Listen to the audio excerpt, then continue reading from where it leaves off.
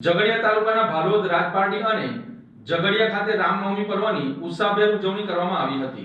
રામનવમીના અવસરે ઝઘડિયા તાલુકામાં મર્યાદા પુરુષોત્તમ ભગવાન શ્રીરામચંદ્રની ભવ્ય શોભાયાત્રા કાઢવામાં આવી હતી। ઝઘડિયા ખાતેના હનુમાન ફળિયાથી પ્રભુ શ્રીરામની શોભાયાત્રા ખૂબ ધામધૂમથી નીકળીને ઝઘડિયા ચાર રસ્તા પહોંચી હતી, જ્યાં ભક્તોએ પુષ્પવર્ષાથી તેને વધાવી લીધી હતી અને ત્યાંથી રતનપોર ખાતે આવેલ પાતળિયા હનુમાન મંદિર ખાતે પહોંચી હતી અને ત્યાં તેનું સમાપન કરવામાં આવ્યું હતું। ઝઘડિયા તાલુકાના રાજપારડી ખાતે પણ રામનવમીની ઉજવણી કરવામાં આવી હતી। ભગવાન શ્રીરામની શોભાયાત્રા નીકળી હતી। આ શોભાયાત્રામાં શ્રીમતી ડીપી શાહ વિદ્યા મંદિર ખાતે વાસ્તે ગાજતે જય શ્રીરામના જયઘોષ સાથે નીકળી હતી, જેમાં મોટી સંખ્યામાં ભક્તો જોડાયા હતા અને જય શ્રીરામના જયઘોષ સાથે સમગ્ર રાજપારડી પંથક ગુંજી ઉઠ્યું હતું।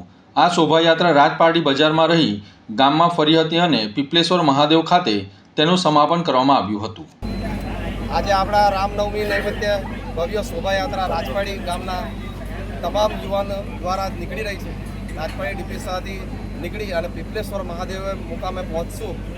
આ યાત્રામાં ખૂબ જ ઉત્સાહ આજે યુવાનોમાં દેખાઈ રહ્યો છે અને શાંતિપૂર્ણ રીતે ભાઈચારા રૂપે આપણે આ યાત્રા કાઢીશું અને પીપલેશ્વર મહાદેવ મંદિરે ભવ્ય આપણે પૂર્ણાહુતિ કરી અને આરતી કરી અને ત્યારબાદ મહાપ્રસાદની લાભ લઈ અને દરેક જણ છૂટા પડીશું।